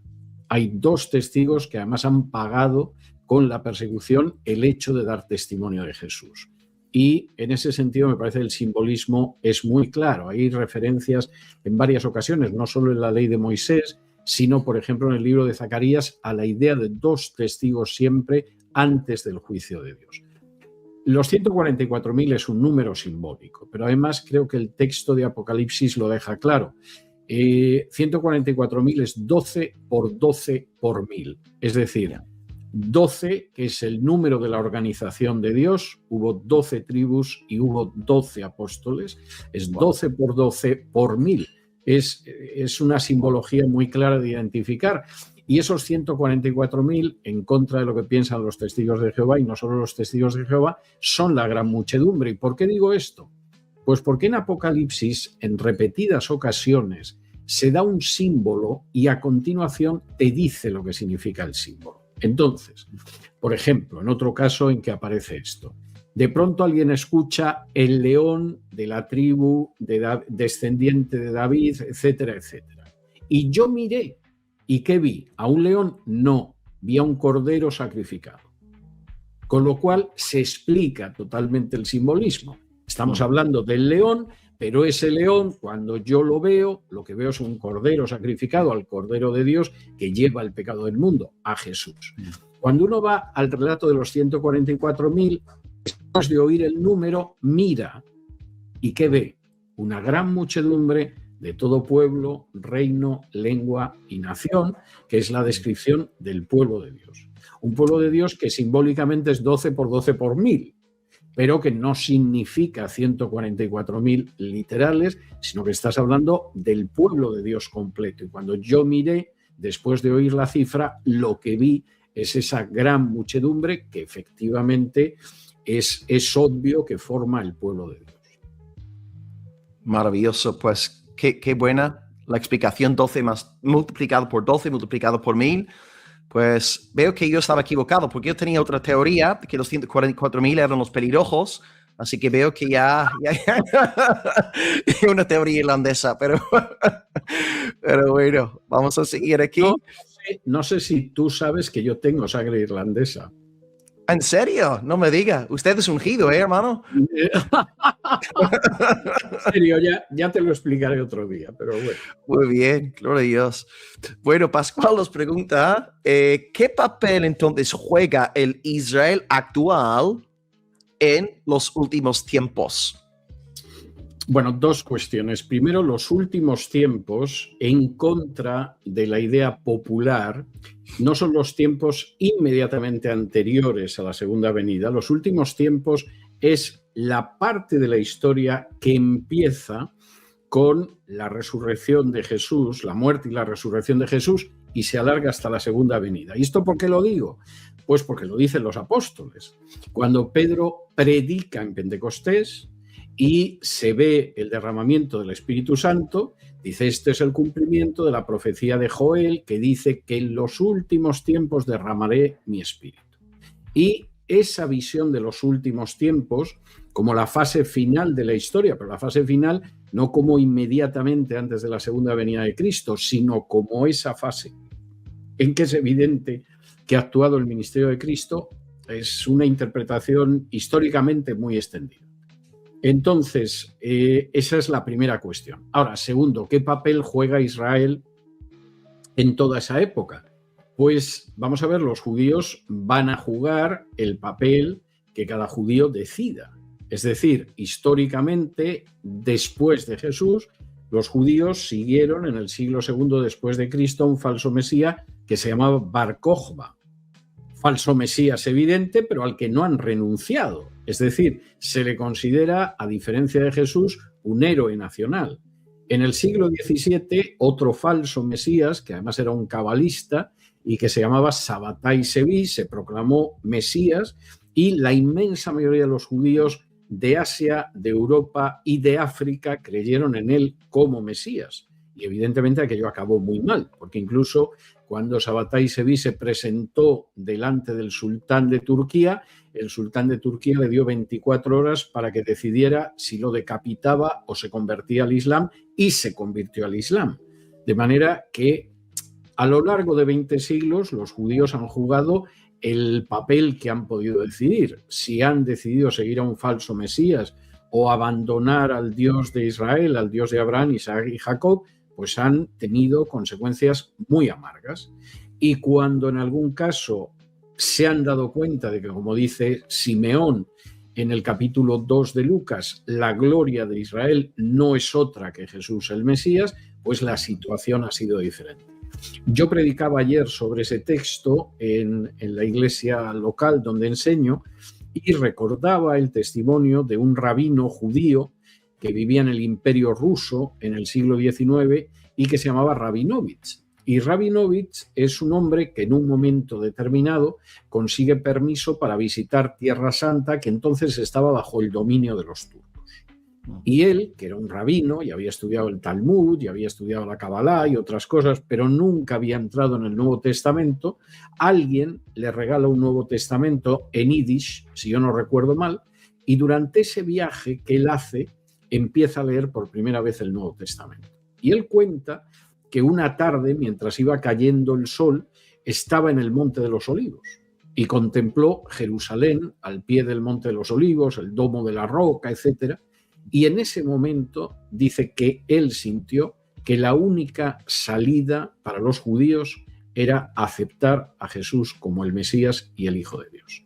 Y cambió totalmente su vida. Cuando él regresa a Rusia, empieza a predicar a los judíos que el Mesías ha venido, que el Mesías es Jesús, que la única esperanza que tenemos los judíos no está en el incipiente movimiento sionista o en el hasidismo, cualquier cosa. La única esperanza que tenemos es el Mesías de Dios, que no es otro que Jesús. Y creo que eso sigue siendo verdad ahora. No ha dejado de ser verdad desde que Jesús llegó e incluso antes de que Jesús naciera como un ser humano. La única esperanza para Israel y la única esperanza para los pueblos que no son Israel es Jesús. Amén. Buenísimo. Gracias. César, una vez más, Pascual, excelente. Y la pregunta, el hermano que me está preguntando si todo queda grabado en el canal, sí. Todo está aquí en la plataforma Pastor Will Graham, así que podéis descargar todo luego. Creo que tarda unas horas en procesar el vídeo, pero sí, estará mañana, podéis entrar y ver todo si recién estáis conectándoos, ¿de acuerdo? Y es posible, no sé, César, ¿usted también sube la entrevista a su plataforma también? Sí. Espero que me envíes el enlace porque la vamos a subir. Ok, estupendo. Pues César Vidal FM también podéis encontrar el vídeo por ahí, ¿de acuerdo? Y podéis ver todo. El Gibor estará, seguramente. El Gibor, excelente. El Gibor va a ser donde se va a subir antes, sí. Muy bien. Pues aquí pregunta Andrés Muela, con respecto al Apocalipsis, ¿en qué época nos encontramos? Amor, hay una presuposición, tal vez hay, no sé si dispensacionalista, tal vez. ¿Qué nos dice César? Vamos a ver, yo creo que en el Apocalipsis estamos en una situación intermedia. Voy a intentar explicar esto. Yo creo que hay toda una parte del Apocalipsis que se ha cumplido y eso es profecía cumplida para nuestra edificación, como lo es la mayor parte de Daniel o como lo puede ser la mayor parte del libro de Isaías, etcétera. Y luego creo que hay una parte de Apocalipsis que está por cumplirse. Yo no creo que haya llegado el juicio final, no creo que se haya producido la resurrección, no creo que tampoco Cristo haya vuelto otra vez. Entonces, creo que hay una parte de la profecía que se ha cumplido y otra que queda por cumplir, como pasa también en el caso de las profecías del Antiguo Testamento, que seguramente mayoritariamente ya se han cumplido, sobre todo después de la venida del Mesías, pero evidentemente hay otras profecías sobre la parte final de la historia que quedan por cumplir. Ahora, evidentemente lo que no creo es eso, que de pronto hay alguien que me escribe y me dice, yo creo que ya estamos en el cuarto sello, o creo que estamos en la tercera trompeta. No, sinceramente no creo nada de eso. Muy bien, excelente, César. Esta pregunta tiene que ver con escatología. Ahora estamos saliendo de Apocalipsis, entrando ya a Mateo, pero a ver, Bonnie nos pregunta desde Canadá, se conecta siempre, es una buena hermana. La parábola de las 10 vírgenes, que está ahí justo en Mateo 25, ¿tiene que ver con el Apocalipsis, las últimas cosas? Vamos a ver, la parábola de las 10 vírgenes, a mi juicio, admite dos interpretaciones. Y no me voy a poner a discutir con los que sostengan una u otra, porque me parece que al final la enseñanza es la misma. Yo creo que la parábola de las 10 vírgenes, por supuesto, puede tener una interpretación relacionada con la segunda venida, perfectamente, y puede tener una interpretación que esté relacionada con la necesidad de dar una respuesta al llamado de Jesús, porque en cualquier momento es que verdaderamente se nos llama. Y eso no necesariamente implica la segunda venida. En cualquiera de los casos, y sea cual sea de las dos interpretaciones la más ajustada a la realidad, el mensaje práctico es el mismo. O sea, no puedes descuidar la situación en la que te encuentras en relación con Dios. Y aquellos que piensan que, bueno, pues yo en algún momento me volveré a Dios, déjeme usted que disfrute unos años más, o esto no es urgente, o esto no tiene importancia, está jugando peligrosamente con su destino eterno. Porque, o bien porque sea la segunda venida, o bien porque Dios nos llama en un momento a rendir cuentas, eso es algo que no nos van a avisar como si fuera el juzgado para decir que el día 2 de enero tiene usted que acudir al juzgado de instrucción número 7. No, esto es algo que se presenta. Y evidentemente no es lo mismo haber tenido la experiencia de Pablo, que él dice en Filipenses 1, 21, 23, que sabe que si muere va a partir a estar con Cristo, que el hecho de enfrentarse ante un Dios que es fuego consumido. Amén. Gracias, Bonnie. Buena pregunta. Nos quedan dos preguntas. No voy a decir más preguntas. Nos quedan dos más. El tema es que esta vez, César, simplemente las últimas dos preguntas las guardo para este momento final porque ya no están relacionados con el Apocalipsis. Que ten la libertad de no contestar. Si prefieres no contestar, tranquilo. Esto ya lo dejo a tu ya que estamos aquí ya de perdidos al río, Will. Bueno, penúltima pregunta, Héctor. Esto ya no tiene que ver con el Apocalipsis. Pregunta, ¿qué opina el señor Vidal con respecto a que si Adán estaba presente junto a Eva cuando ella fue tentada y cayó en desobediencia? Tiendo a creer que no, pero tiendo a creer que no porque después el texto de Génesis dice que después de que ella probó del fruto se lo ofreció al marido. Pero en cualquiera de los casos, vamos a suponer que lo que yo aprecio es erróneo, la situación no cambia. Es decir, lo que es absolutamente esencial es que Eva desobedeció, Adán desobedeció y las consecuencias de eso son evidentes, que sin la muerte del segundo Adán, evidentemente estaríamos totalmente perdidos. Yeah. Así es, gracias. De hecho, hay un doctor ahora en Oxford que ha salido negando ahora el pecado original. Se llama Ken Wilson y está diciendo que esto, el pecado original ya no es un cuento chino, ¿no? Más o menos en términos de España.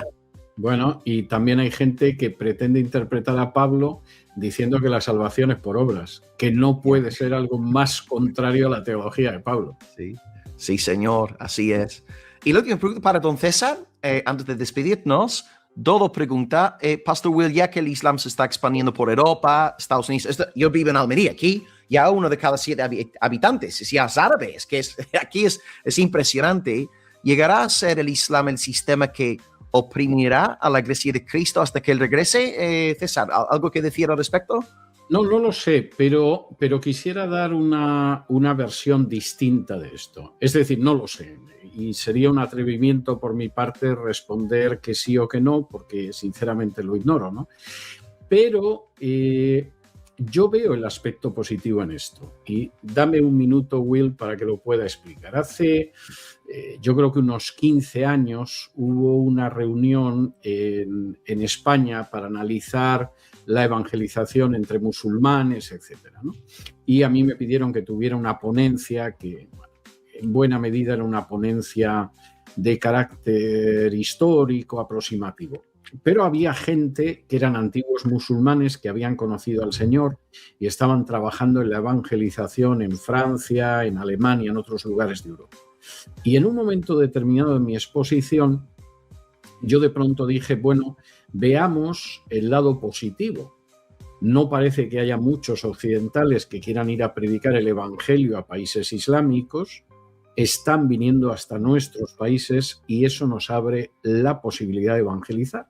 Entonces había un joven norteafricano en una de las primeras filas que cuando lo oyó, bueno, se emocionó y gritó aleluya, etcétera, y luego yo estuve hablando con él. Entonces este muchacho era un parisino, era de pasaporte francés, pero de origen argelino. Y él me contó cómo su madre había conocido al Señor. La primera que había conocido al Señor era su madre. Y luego él, gracias al testimonio de su madre, se había convertido y en una iglesia de París, una iglesia evangélica, desarrollaba un ministerio sobre todo de evangelización hacia los musulmanes. Y entonces estuvimos comiendo juntos, hicimos muy buena amistad y me dice, cuando usted dijo eso, a mí me dio mucha alegría porque es lo que yo llevo defendiendo desde hace mucho tiempo y la gente no lo ve. Y me decía, usted como yo somos conscientes del peligro que representa el Islam. Usted como yo seguramente vemos muchas cosas que la gente por regla general no ve porque no lo conoce tan bien. Pero usted igual que yo ha visto la enorme oportunidad que tenemos de evangelizar a esta gente lejos de su país, donde no va a haber una presión tan grande para que no puedan aceptar el evangelio. Y yo esa es la otra parte que veo. Y sinceramente no creo estar equivocado en ello. Amén, amén. Excelente. Gracias, César. Todo gracias por la pregunta, mi hermano. Espero que te quedes ahí satisfecho. Y maravilloso tiempo, como siempre, todos los años con don César. Simplemente darte las gracias, César, y desearte una muy feliz Navidad en el Señor. No sé, ¿vas a hacer algo especial este año? ¿Te quedas en casa? Este año, tú sabes que me he casado hace poco, o sea que van a ser unas Navidades muy felices porque las voy a pasar con mi esposa, que es un ángel, y entonces van a ser unas Navidades muy felices. Supongo que voy a estar con el resto de la familia que me queda, que es muy poquita, pero yo creo que va a ser unas Navidades muy felices y ya están siendo muy felices, entre otras cosas porque hemos reanudado esta cita navideña que tenemos, ¿no? Independientemente de otras que tenemos a lo largo del año, pero siempre tenemos esta cita navideña que es muy entrañable y que yo la disfruto mucho porque al final siempre hablamos de la palabra de Dios y de Jesús. Amén. Gloria al Señor. Pues muchísimas gracias, César. Nos encanta tenerte aquí. La gente también te quiere mucho. Y anunciamos a la audiencia la buena noticia de que Cristo murió por los pecadores en la cruz, resucitó al tercer día. Y todos aquellos que creen en Él, arrepintiéndose del pecado, serán salvos eternamente. Este es el mensaje que predica César. Este es el mensaje que yo predico. Este es el mensaje que predicamos los nacidos de nuevo. Y deseamos que todos vosotros conozcáis al Señor Jesús. Amén. Pues gracias, don César. Feliz Navidad en Cristo. Feliz Navidad para todos. Bendiciones desde Almería en el amor del Señor. Y acabamos diciendo, como siempre, Soli Deo Gloria. Amén. Gloria a Dios.